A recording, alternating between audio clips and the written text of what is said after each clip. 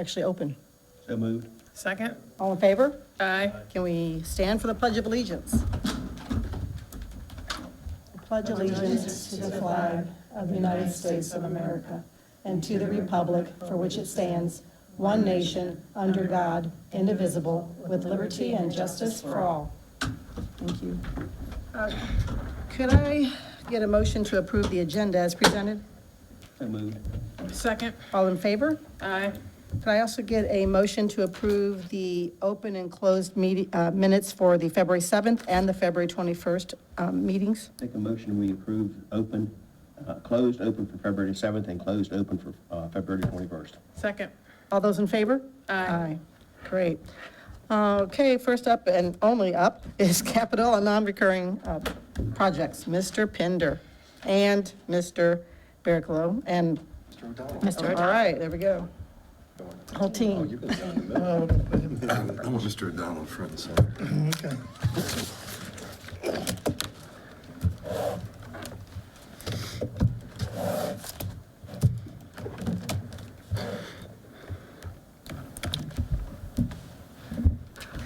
Good evening, President Bennett, Dr. Salins, board members, executive team. For the record, I'm Sid Pender, Chief Operating Officer, and next to me is Jim O'Donnell, maintenance foreman.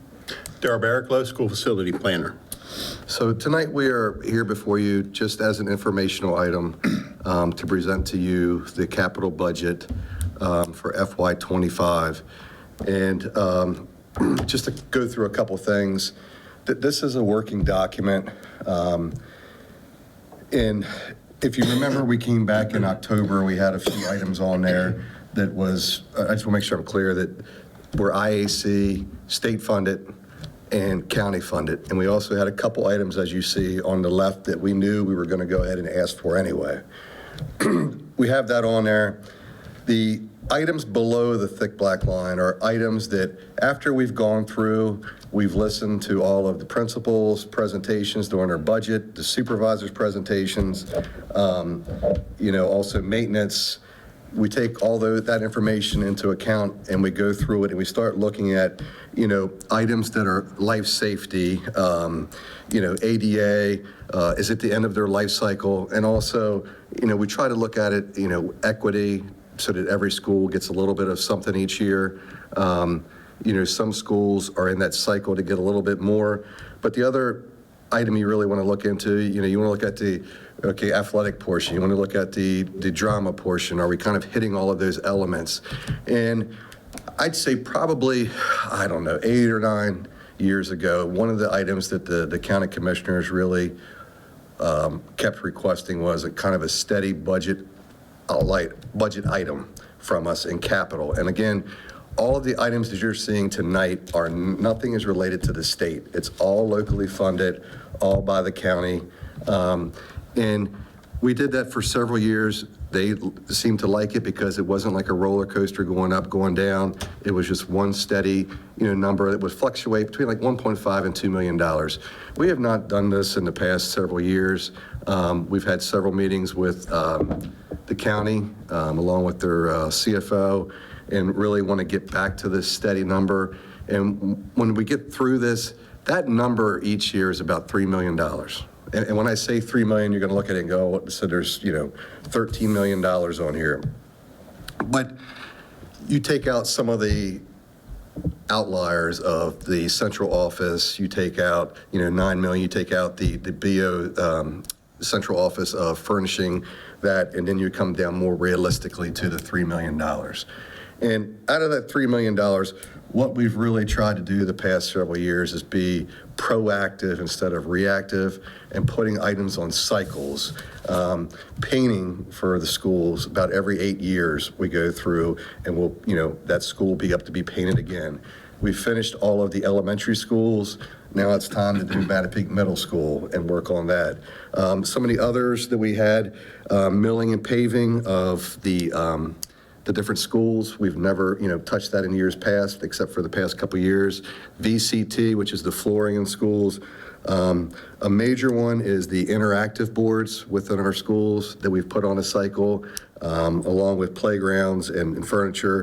And there's a couple other items. We have gone through really and looked at the age of the equipment, whatever item it pertains to be, and gone through and did a life cycle analysis on it of when we need to replace certain items. So when you look at this, again, we're trying to create something that is stable for year after year after year. Of course, inflation comes along and the price will go up, but getting this will get us onto the pattern of being proactive. You're always going to have an emergency. You're always going to have something where, hey, we thought we could get 3 more years out of that, and that just didn't quite happen. So when I say it's a living document, it truly is, because it could change at any time when Mr. O'Donnell comes and says, hey, the boiler's down at such and such, and it's done. Even though we inspect it every year, those things happen. So if you don't mind, we were going to go through, touch base on it, jumping between the 3 of us. If at any time you have any questions, or you want to wait till the end to ask them, that's fine. This is just for informational purposes only. And again, we've gone through this over and over and over again to make sure that we're not really missing any items. So, Mr. Barraclough, do you want to talk about start us off? Sure. First on the list, at the top of the list is the BOE central office. The $9 million is representing the second year of construction funding. The first year of construction funding, which is current this year, is actually what's allowing us to go under contract and begin construction in February and March, which anybody who drives by can see that they are underway with installation of silt fence. So the $9 million here represents the second year of construction funding, which will be also the final year of construction funding. Below that, this is the $1.5 million that has been set aside for furnishings and equipment to basically outfit the new central office. Moving on is Kent Island High School storm sewer repairs. You might recall last summer we engaged in some storm sewer repairs, as well as taking down some of the vegetation, trees, and growth that was around the 2 stormwater management ponds that were in front of Kent Island High School. When that work, when that work was undertaken, it really brought to light some additional repairs that were not known when that project was started. So the county asked the contractor to kind of do an evaluation of what was needed and put together a ballpark price for making the repairs that are over and above what was done last summer. This figure that's in here is representative of that estimate, and we've talked with the county. We're going to look to piggyback on their contract so that we're not going through an exhaustive bid process, because trying to bid that work would be really difficult to do, because it's all basically unknown work that would take a lot of documentation to explain so that bidders could bid it, is essentially what I'm trying to get at. So that $703,000 is representative of completing the additional repairs that are needed out at Kent Island. And then that would allow us to go in FY26 and look at milling and paving to bring that school up. I have a question about that, though. If it's unknown work, how did they bid it, the current company? What they did was they were under contract to do the work that they were scheduled to do, and what they did was they took scopes and ran scopes down through the lines and saw where lines had been split open, where gravel. When these lines get split open, they fill with gravel, they fill with other infiltrated material that clog these lines up. They also know that manholes, they pull the manhole covers off and begin looking at the brick that bring these manholes up. A lot of deterioration has occurred, as well as, I don't want to say substandard materials, but they're just materials that have degraded over the 25 years that they've been in the ground. So a lot of that investigative work they've already done, and that's what has given them that number. The issue would be trying to engage an engineer to begin to illustrate all of that into a bid package would probably be somewhere to the tune of $75,000 to $100,000 to put a package like that together to bid it. Plus, it would take several months to put that kind of a bid package together to bid it. And since we're already got a firm number that he can do, and it's already a negotiated contract with the county is fine with us piggybacking onto that contract. Did we pay for that investigative work, or did they? The county They just paid for did that it. within the phase one of the Okay. project that they did. Thank you. Sure. And just to piggyback on that real quick, that funding right there, we were supposed to mill and pave Kent Island High School this summer, but there's no point in doing it if we're going to be out there digging and carrying on. So that's why we deferred that project for one more year. Sorry. Correct. And similar to some storm water issues, we have issues at Kennard Elementary School, where last year we dug up the playground areas and we kind of discovered some work that was done probably about 20 years ago that really is not code compliant today, that's creating a lot of problems with drainage issues. It's actually causing some issues with some very dramatic settlement in that side parking lot. If you go out there and look at that side parking lot, we have a inlet in the asphalt out there that is just continually sinking. That what we're going to do, we would bring that up, repave around that area, as well as create a code compliant and more compliant stormwater management area that would pre-treat the areas before it bled off site and so forth. Feel bad for Kennard. They've had a couple of malodorous issues going on Yeah. in the last couple of years. So, and this Thank you. would take care of the design funding for that. It's a relatively small project, but we want to make sure that we acknowledge that we've got to do the design this summer, and then we could bid it out and get that work completed FY26, which would be summer of '25. So. Moving on down to Queen Anne's County High School Stadium field lighting replacement. Our goal would be to replace Queen Anne's this year, next year do Kent Island. Both of them are about 24 to 25 years old. The goal will be to put in LED lighting. The last thing that, again, we're trying to be proactive. The last thing I want to be in the middle of a football game or the middle of your fall season and the lights go out. It's not going to be something that is fixed like the next day. And if you go around to the county, a lot of their lights at their parks have been replaced, which, is wise to do, because that will have a long-lasting effect because it's not going to be fixed tomorrow after it. And we've actually replaced all the wires over the years inside of the poles, so it's about that time for that. The interactive display for elementary, high school, middle school, that would include replacing all and standardizing at Churchill Elementary School, Arise, and Mattapique Middle School. If you recall, last year we did Kennard Elementary School and Centerville Middle School.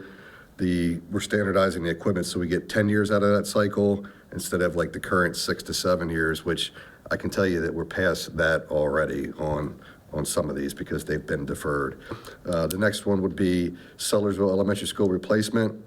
That, again, has a life cycle to the longevity of it. And we are replacing, as you know, Churchill Elementary School. Sellersville Elementary School is next in line and followed by Kent Island Elementary School. We're also trying to move away from the mulch and rubber into a poured in place with the tiles that go on top of it, so it truly makes it more ADA compliant. It is a little bit more expensive, but that's truly the way to go with that. Did you want to add anything to that, Daryl? No, it is definitely the way to go. We're using tiles so that maintenance can go out and easily replace tiles if they become worn or damaged or vandalized or whatever. So it does make for a much better application. The mulch is just problematic. It requires constant maintenance. It has to be re-raked and recompacted. It really, they do classify it as an accessible play surface, but it is a little more challenging to bring a handicap student out onto that mulch. So if you, again, go through that, you take out the Board of Ed central office along with the equipment there, the storm repairs, and then, the lighting. Again, the next section will bring you down to more of the $3 million mark. Go ahead, Daryl. Okay, well, you skipped over the universal. I'm sorry, universal pre-K furniture will be covered in the next section, and we'll explain why to that. Okay, just want to make sure we didn't skip anything. Yes, sir. Next on the list is the conversion of the BMS, which BMS is acronym for Video Management System, Video Management Software. Right now, we have a camera software system, and I'm talking about our surveillance cameras. The system is rather antiquated. It's no longer being updated by the manufacturer. The manufacturer has been bought by a competitor, and I think the competitor is just waiting for this software to kind of die on the vine so that they can become the supplier that everybody moves to. We've investigated, and we're looking at bringing in a new system. Genetech is the new system that we've been looking at and have been considering, and the cost here is $246,000. That's basically the cost of the software for a 5-year license, as well as the labor that's going to be involved in basically bringing the programming that's associated with taking all of these cameras and populating them into the new software. We have somewhere to the tune of around 600 and some odd cameras that each camera has to physically be brought over individually, named and logged, and all kinds of IT type of stuff has to happen to each camera. So that's what that figure represents. What? Yeah. Go ahead. Question. Yes, sir. We're going to go farther down and see other things with cameras and stuff. Yes. And I know safety's a priority. What's available in grants for anything is safety issue, like as far as, when you've applied for grants? Because when I look at this budget right now, we're over 3 million. And how can we maybe get it down without losing something? Would any of this stuff be available for grants through either the state or federal government?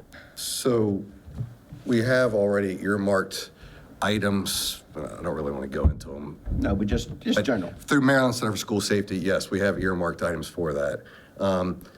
And that's a good question. You'll see some security cameras and things added in here. The reason they're added in here is we ran out of, you only have so much money in a grant. And when we do those things, the funding ran short on, incorporating areas inside of Mattapique Elementary School and Stevensville Middle School. The rest of it was all paid for by grants.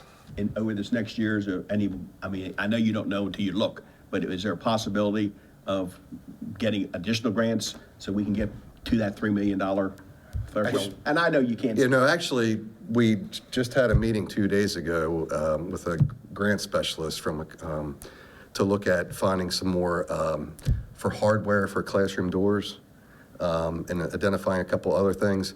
But there are a couple of bills right now in the General Assembly that are looking to increase the amount that is given to each school based upon that. So we're waiting on that. Some of this, not some of it, a lot of our budget is funded through grants of what we can get. And then the rest of it is, going to be locally funded. I don't want to shoot myself or shoot ourselves in the foot by putting this in. I want to get it done. I think we're for safety, but put it in here and then all of a sudden you can't apply for it because you already got it in your capital budget. It gets kicked out. No, we meet with Mr. Sabori and we all work together to put that out there so that we're not double dipping and not, thinking something's covered. We just had a meeting today for security cameras with the 4 of us to go over different items so that everybody's on the same page. But we do try to tap into all those as much as we can. I have a question about Ocularis. How long have we had that contract with them?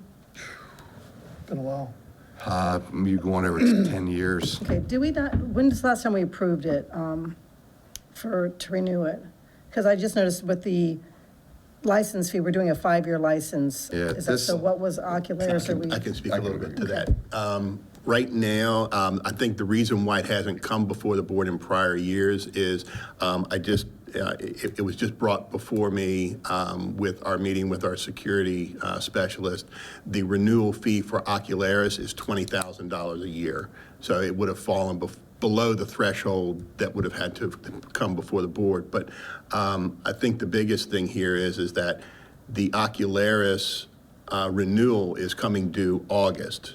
So what we want to try to do is get in front of this with any kind of conversion that we're going to do, and it would be the prime time to do that would be over this coming summer, because you've got to kind of take the whole system down and repopulate it. So we wouldn't want to do that during a school year, because you're going to basically lose schools as you move through that process.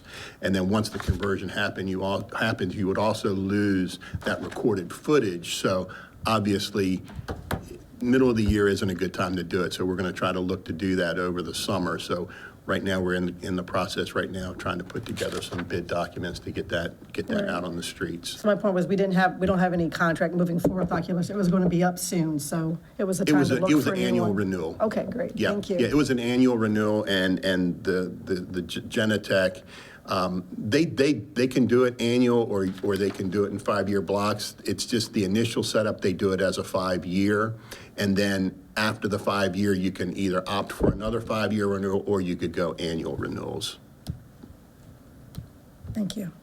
All right.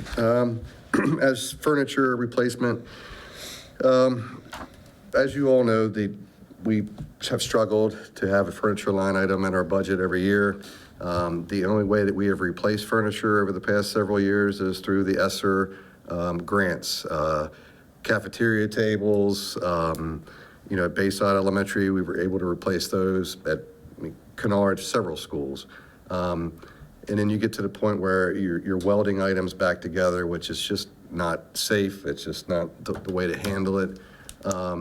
So we've we've come up with a plan. So about $600,000 will get us to be able to piece one school completely done, another school completely done, to do a couple at a time. So what we don't want to do is, all right, we're just going to pick, 4th grade here and do 4th grade at this school, because it's never going to match up. It's never going to work. We're very fortunate. So say like at Bayside Elementary School, we were able to purchase chairs through the ESSER. All we need to do there is replace the desks now. That one's done. Queen Anne's County High School, we were able to get, I'd say pretty much half of the school done, replaced. And you're looking at furniture there. It was, some of it was 30, 40 years old. I think Mr. O'Donnell was there when they had it. But it's just a line item that needs to be there, and we can go through that life cycle just like everywhere else. And that would include the pre-K furniture in there. Mattapique Elementary School, the VCT again, there's a life cycle of 20 to 25 years. We've done Graysonville Elementary, we've done Kent Island High School, it falls in line next. Stevensville Middle School, HVAC, Mr. O'Donnell? Yeah, so we're looking at replacing a second section of units, which is going to take care of 13 classrooms and approximately 7 different hallway units. Last year, we had an emergency, and we had to replace one. Was like $47,000. We're trying to stay ahead of this one. The units that were installed at Stevensville Middle School were obsolete about 5 years ago. So we're trying to stay ahead on these LG units and look at the next section. As we go forward, we'll be able to, that price tag hopefully will come down, because this is the second biggest unit that supplies that building. Kent Island High School, basically, again, we ran out of grant funding. There is one side on the bus side. It has a buzzer to come in, but it does not have an A phone to enter on this side. That is where the buses park and where the stadium is. And then we have Mattapique Elementary School and Stevensville Middle School adding surveillance cameras there. Those were additional cameras because of the grant funded ended, and we didn't have enough money to keep on going with that. I'm kind of grouping the next 3 together: Queen Anne's County High School stadium scoreboard, the gymnasium scoreboard, and the scoreboard at Kent Island High School. They've come up the past several years when the principals come in, and also the athletic directors. And if you've been to several of the games, you will see sometimes they just go out. Again, 25 years old, and you're not getting parts the next day to fix those. Imagine middle of the wrestling season or basketball season, having that happen, being proactive, replacing those, so that we stay ahead of the game, I guess literally. So Centerville Elementary School, computer lab, media center classroom, and Mattapique Elementary School, computer lab, and fourth grade classroom. This will be redesigning and putting up a couple additional walls to make room for pre-K. We need one more room for pre-K at Mattapique and one more room at Centerville Elementary School. We've met with the principals, we've walked over, we've looked at, Mr. Barracloux's drawings, and Mr. O'Donnell's going over the electrical work to come up with these solutions for that. Mr. O'Donnell, you want to talk about the nurses expansion? That was Daryl's. It is. Darryl? Yeah, Yeah, it buddy. is mine. Okay, Centerville Middle School, the nurses' space expansion. It's not so much of an expansion as just more or less a kind of a reconfiguration. The bigger issue that we have there is that there is not an isolation room presently in that space, so we're just putting up some partitions and moving some things around to kind of give them a little bigger area. So I guess technically it is an expansion, but we're just moving some things around in that back admin space to give them some space that they need to take care of folks in the interim between now and when we get a new building, hopefully. So that's what that line item is for. The next one is the sidewalk from Centerville Middle School to Queens County High School. This is another item that we've heard from parents for several years that have students that live behind the YMCA that really want their children to be able to walk to school, to and from school. And then once the YMCA opened up, it really created more need for that. There's currently no sidewalk there, so either the kids walk through the field or they walk on the road, and we just don't allow that right now.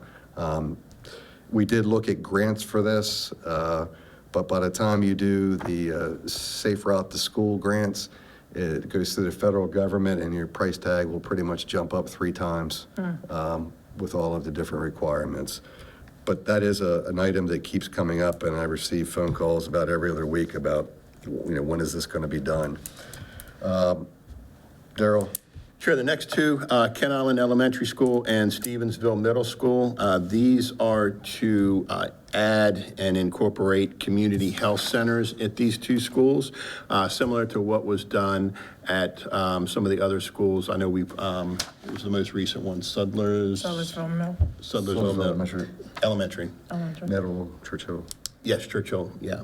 And so it's basically incorporating Chop Tank Health in to bring community health services in for those two schools. And we are looking at in FY26 another 2 schools, and I believe a 5th in 27. Just for the people on television, community.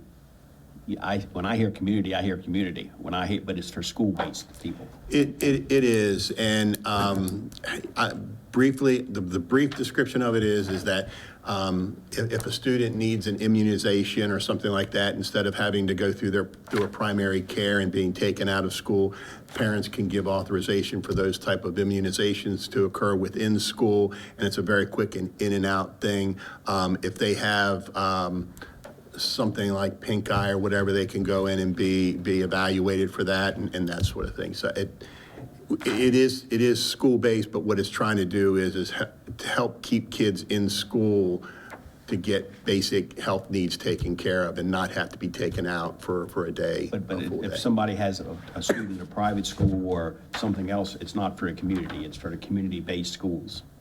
Am I That's understanding correctly? my understanding of it. Right. It's a partnership with Chop Tank Health. So we can open it up to the communities and we try to organize them so you can. Sorry, I was looking in here because it's not Kent Island Elementary School, and I have to look back at my notes and I couldn't find it. I believe that first phase was Graysonville Elementary School? This is I'll go back and look at my notes. Yeah. We have 5 altogether, It is 2 5, for yes. next year. And I couldn't find it in my notes, but I believe that's. It is Graysonville? Yeah, it is. Okay, my mistake. That's okay, Yeah. Graysonville. Sorry, But- my mistake. I put this together So that is my mistake. But it is an opportunity for the community. So Chop Tank Health is an organization that we partner with, that during the school day, they serve and open up to our students. The extra advantage is our staff can actually participate as well, but the purpose of them is to serve students in the schoolhouse. Now, when we create a community opportunity, usually the ideal situation is that we have access to the outside, so they can come in and use that facility without having to use our schoolhouse. So you'll notice that when you go to Sudlersville Elementary School and when you go to Churchill Elementary School, the access point is from outside directly into the health center, not coming through the school. So then that can be used on weekends, and it can be used in the evening hours for community to access it. So those places are open to the, open to the Right. community. Yeah. So, so Sudlersville Elementary School will actually be a community health center. And so parents can come in and bring their children into that community health center.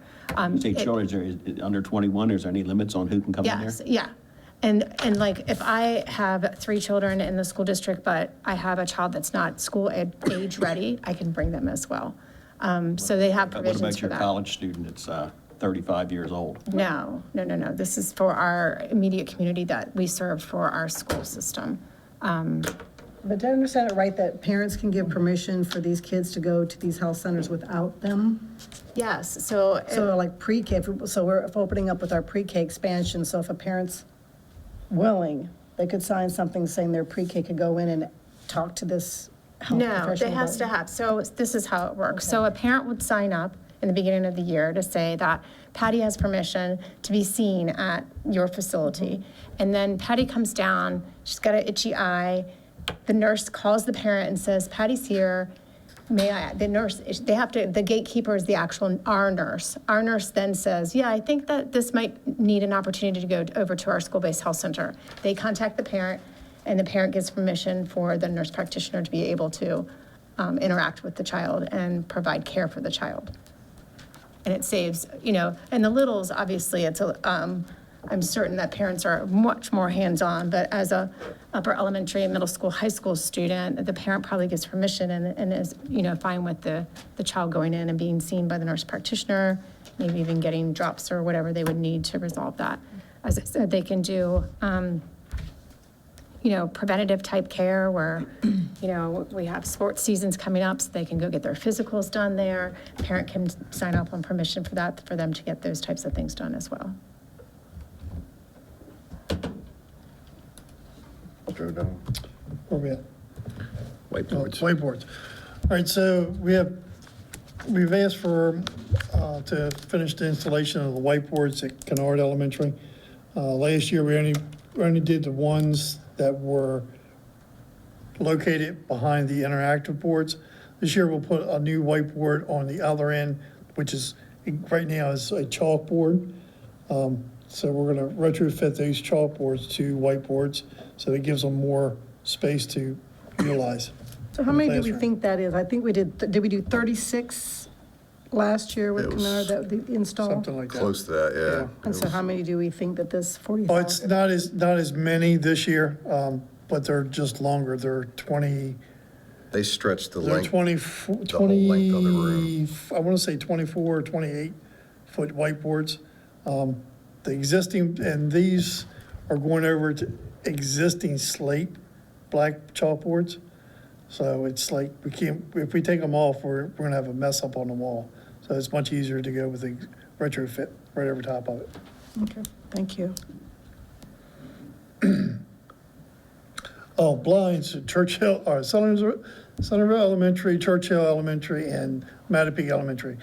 We're seeing a drastic damage or vandalism with using mini blinds in classrooms. So this is to replace those mini blinds and go to shades, pull-down shades. The new pull-down shades, according with the new federal laws, will be pulled down with no strings. So you pull them down and bring them down, and that's where they stop. It's no longer a cord or a pull cable on the side, which that's usually the larger issue. The mini blinds are aluminum and they get torn up because everybody wants to pin artwork or this or that on them. So.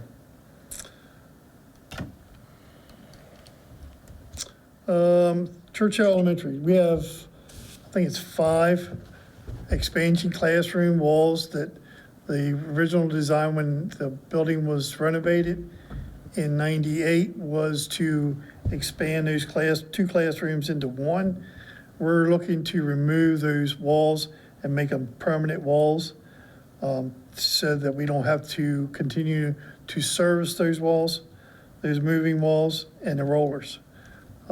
Once that happens, it'll all be a permanent wall, then we can add whiteboards or chalkboards or bulletin boards to those walls.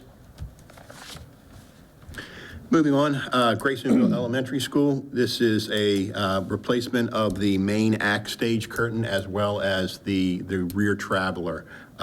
This has been in for ever since the school was originally constructed, so they're in pretty drastic need of replacement. Kent Island High School repiping of the boys and girls shower room. Evidently, when that building was constructed back in 97, 98, the piping from the girls' room was piped to the boys' room, and the piping from the boys' room was piped to the girls' room. I don't know if it was ever caught, but I know we caught it, and we just need to get above the ceiling to invert those pipes so that we can now operate the showers. We've had a request from Kent Island High School to start using the showers again, along with some outside groups that want to come in over the summer to use the showers. Back to Kent Island High School. This is again replacing the stage curtain there. That would be the main act curtain, the wings, the rear scrim, and the back curtain. We did the site investigation on this a few months ago, and this is in really bad shape out there. It needs to be replaced. Sid? Queen Anne's County High School, looking at the cafeteria, media center, and lobby, lighting retrofit. We're looking at, this was done back in the renovation. We're looking at either change the fixtures to make it a little bit brighter, especially in the cafeteria and maybe the lobby. We're looking to go all LED. I'm looking at Delmarva grants to replace these fixtures with that. So we could possibly do more. We've done some larger areas already at Queen Anne through the Delmarva Power grants. That's not available for our outside lighting? We've already done that. I'm actually used that for Queen Anne's County High School, Kennard, quite a few buildings. It's like, last year I did 5 outside light buildings, either the parking lot or the building lights themselves, along with changing the controls over. We're looking to probably, in the next 2 years, to upgrade some of those existing lights that were done over the performance contracting about 12 to 15 years ago. Okay. What about that $360,000 stadium field lighting? No, you can't get a grant for that, so. All right, thanks. Finishing up almost, Sellersville Middle School has asked several years in a row for additional risers for the chorus. According to Mr. Watkins, they have a large number of students that participate, and, you know, it's just one of those items, like, again, he's asked for several times. And last on the list is Mattapique Elementary School, and similar to the Graysonville Elementary School stage, this is replacing the main act and the rear act traveler. So rounding out, you know, it's $13,944,078. Again, take out the portions of that from the board, brings it a little bit more down to $3 million, asking from the county commissioners. Any questions or? When I ended up, it looks like, taking out what you said, it's $3 million $444,000. This, like I said, some things, about 3 million would keep us, they're looking for a consistent number. Right. And we know that some things might not be That's what I'm saying. So, I mean, calculated here. whatever over 3 million, we have some contingencies Yep. and some stuff that we can move around if we have to Yep. do that. Well, and I think we do go back to the point before where right now in legislation, they're looking to expand that current safety grant we have over several years. They're adding to it more this year, then more the following year, more that's like a long-term. And some of those things, if that comes to fruition, we certainly can pull out some of those things from here. It's a little different than your title grants where there's supplanting involved and things that doesn't apply, correct? That's correct. Mr. Pender? Nope, you're correct. That supplanting concept doesn't apply to that. So if we do get additional fundings because of legislative decisions this year, we can certainly pull out some of these items that are school safety related. And something also to think about, some of these numbers are firm, hard numbers, like we know that's exactly what it's going to cost. Others are, this is where we think it's in the ballpark after talking to different contractors and things like that. But, we're not going to jump forward until we know the funding is there to start getting, the actual quotes and bids on that. So one of the comments that we had was for the showers. We have people that want to use the showers in the summertime. So, Go ahead, you can answer that one. So the band director down there, I believe it's called the Tournament of Bands. Okay. And it's professional companies that come in, and Ken Island High School would like to host that. Okay. Part of that requires having functional showers for hot and cold water, is what Mr. O'Donnell kind of meant. Do they pay for participating and using our facilities? I'm sure they will. I don't know the ins and outs of it, but I do know, like I said, the band director requested that, and also the athletic director, but. Which is a good segue into, I was wondering if we can get an update on how much money we bring in from outside groups, Sure. what they're paying, and if they are required to do, if their own general liability, or if They they're are. using ours. They're all required to give a certificate of insurance. Ms. Jolene Gottlieb handles all of that. Right on.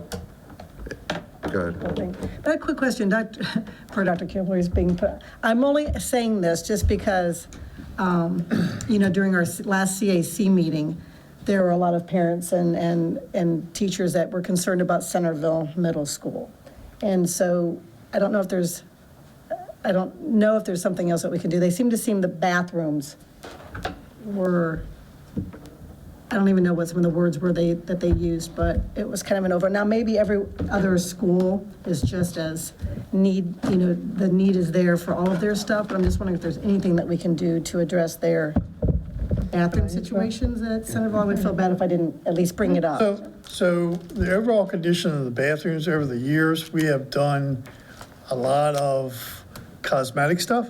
We replaced the plaster sealant in them quite a few years ago. We upgraded the Brady sinks, which they were the old walk-up step pedal on them. We made them electronic.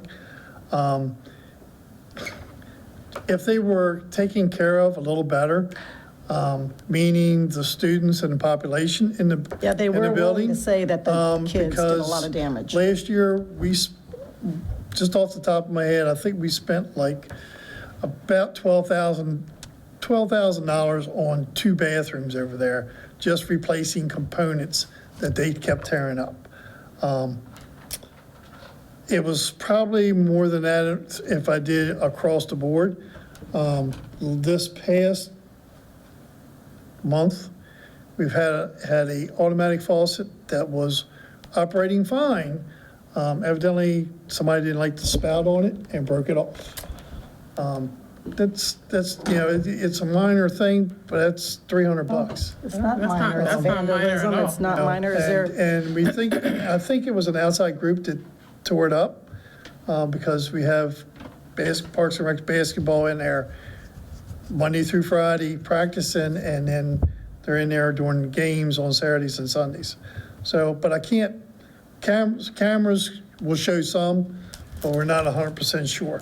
can't have I would cameras in the like to go through and see if we couldn't maybe spruce them up a little bit. I mean, but we've got to get the school population to buy into, just take care of our bathrooms. Right, okay, thank you, thanks Yep. for that. Appreciate it.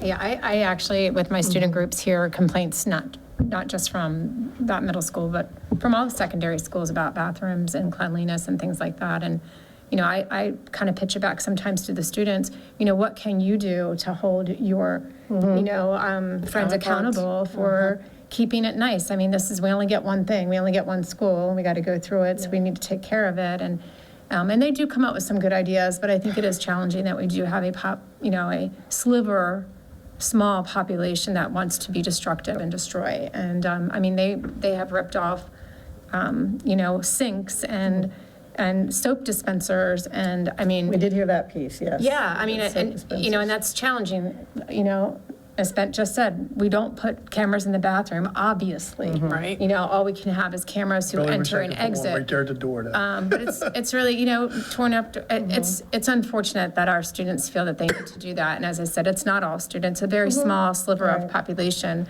But if we could all, encourage together that this is the only thing we get. Right. We got to really take care of it instead of trying to destroy it would be helpful. With these outside groups, though, is there, I'm sorry, ahead. Ms. Bennett, is there a way to, is there like, I know that when you go into an apartment, you do a get into checklist, everything's working order, you sign it off, and then when you vacate that apartment, you go look at it again. So is there any kind of way that we check these groups, like, you can't look at everything, but if you know they're using the bathroom in there, are we able to check it afterwards, and if there's damage, that they're held liable? So all outside groups, excluding Parks and Rec, because they're supposed to provide their own monitors. Okay. But any other outside group is required to have a custodian that they're paid for. And part of the job is they go in there before, look over it, and then at the end, they go back and look over it. I would say some of the issues come from, and I'm not knocking Parks and Rec, but just the amount of students and people that go in there, and then having somebody actually follow up with that going through. But we do require them to pay the overtime for the custodian to be in there. Okay. Thanks. Our schools are used morning, noon, and night, Right. every day. And that's a Every good thing in single our community. I mean, Yeah, and there's a it's price- great. Not the It's health gonna center, happen. not the health center. No. That's not community, There's a, but the there's a, rest. there's a price you pay for something to be used. I mean, it's gonna do. But one thing I do think is, I'm gonna just use a $3 million thing with it. I think it's a good thing to have a partnership with the county, because it gives you time where we don't get hit with painting and this all at one time. And and they also budgeting thing, I think it makes it easier on them to say, okay, to maintain 14 schools with how many square feet we have, this is what's gonna take just to keep them 24 up. million. And I think that's a good thing to have, so we can look forward and not sit there and say, okay, we're 1 million, 2 million, 1 million, 2 million, and all of a sudden next year we're 10 million. I think that's a very Consistency. consistent thing. And it helps probably you all to say, what you need. Oh, and when you're on that schedule, when an emergency comes up, you are able to have a little more flexibility Yes. in pushing something back a month or two to, yeah. We're very thankful for the. And like you said, the capital budgets, it Yeah. moves. And they've worked very well, the county commissioners have worked very well with us over the Yes. years with this. Right. Well, I think we have even though I know Central Middle School, but of course, the other thing is, they're here and we're gonna build a new one soon, so once you say you're gonna build a new one, it's like letting your car fall apart. Well. But, well, I mean, just, you're ready for a new one. No, I'm taking it's one. funny, It's though. just, It's it's some, but overall, I find our schools in very good shape. I mean, I appreciate you guys, what you do, because I go in any of them, I go by them. I mean, they, compared to some other places, they get used like that. I mean, we're like a Walmart. I mean, you're in there 24/7, doors open. I don't know how the doors work. If it's my house, they'd be off the hinges. I'd have to be there every day, but. 1% said, this is 1%. 1% of the budget. That's right. Maintenance. But thank But you. Yes, thank you. Thank you very much. Anytime Mr. O'Donnell talks about retirement, we push him for one more year, because One more. you can't replace the knowledge that he has of the buildings. All right. Team. Yep, thanks. Thank you very much. Okay. Thank Any you. other questions about or comments about the budget? Thanks very much. Thank you. Thank you. Okay. So future meetings and events, March 6th will be our regular board meeting at 6 PM. And then March 20th will be our work session at 5 PM. All right, can I get a motion to adjourn? Moved. Second. All those in favor? Aye. Aye. Thank you very much.